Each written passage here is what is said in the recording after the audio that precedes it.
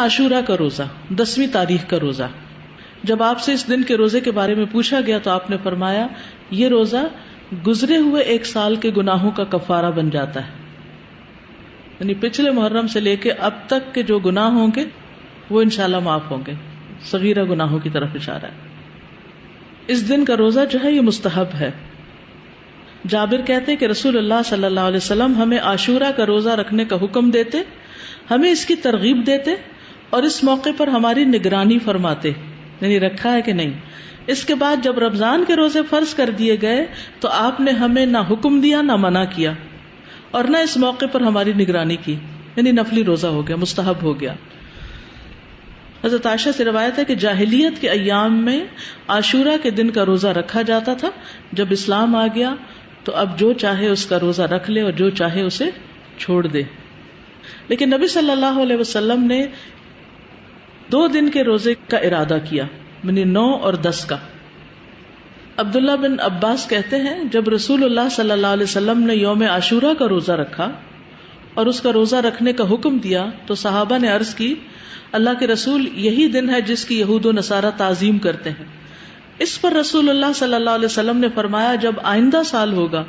تو اگر اللہ نے چاہا تو ہم 9ویں دن روزہ رکھیں گے۔ کہا اس کے بعد آئندہ سال نہیں آیا کہ رسول اللہ صلی اللہ علیہ وسلم وفات پا گئے۔ ٹھیک ہے، تو افضل کیا ہے 2 دن کا رکھ لیا جائے، 9 اور 10 کا۔ اور 9 محرم جو ہے بعض کے نزدیک 9 اور بعض 10 دونوں کو عاشورہ کا دن بھی کہا جاتا ہے۔ پہلا عشرہ ہے نا اس میں، جی نہیں 11 والی روایت ضعیف ہے، یعنی بعض کہتے ہیں 10 اور 11 بھی رکھ سکتے ہیں، لیکن یہ کہ 11 تاریخ کے روزے کی روایت ضعیف ہے، اصل میں 9 اور 10 ہی ہے۔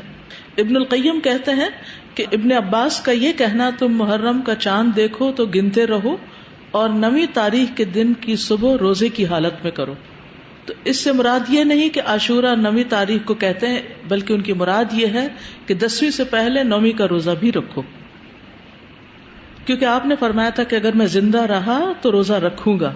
تو یہ ایک طرح سے آپ کی سنت ہو گئی، کیونکہ آپ نے اس کے بارے میں خود صحابہ کو ترغیب دلائی۔ بچے چلے اگر 2 نہیں رکھ سکتے تو 1 تو رکھوائیں۔ اور یہ جو الفاظ ہیں نا سلسلۃ الاحادیث الضعیفہ کے کہ اگر میں زندہ رہا تو یوم عاشورہ سے 1 دن پہلے یا 1 دن بعد میں روزہ رکھنے کا حکم دوں گا، یہ روایت ان الفاظ سے منکر ہے، یعنی اس کا انکار کیا گیا ہے، اس کی سند ضعیف ہے۔ اسی طرح ابن عباس کا بھی ایک قول ہے جو نبی صلی اللہ علیہ وسلم سے وہ روایت کرتے ہیں کہ آپ نے فرمایا یہود کی مخالفت کرو اس طرح کہ 1 دن پہلے یا بعد کا روزہ رکھو، تو اس کی سند ضعیف ہے، تو اس لیے بعد والا نہیں۔ ابن تیمیہ رحمہ اللہ کہتے ہیں صحیح بات تو یہ ہے کہ 9 اور 10 دنوں کا روزہ رکھنا مستحب ہے، کیونکہ آپ کا آخری حکم یہی تھا کہ اگر میں اگلے سال زندہ رہا تو 9ویں کا بھی ساتھ رکھوں گا۔ تو زیادہ افضل کیا ہے؟ ویسے تو پورے مہینے میں روزے رکھ سکتے ہیں، آپ چاہیں تو 11ویں کا ساتھ رکھ لیں، 3 اکٹھے رکھ لیں، لیکن وہ جو ہے نا فضیلت والی بات اور مستحب ہونے والی بات وہ 9 ہی کی ہے۔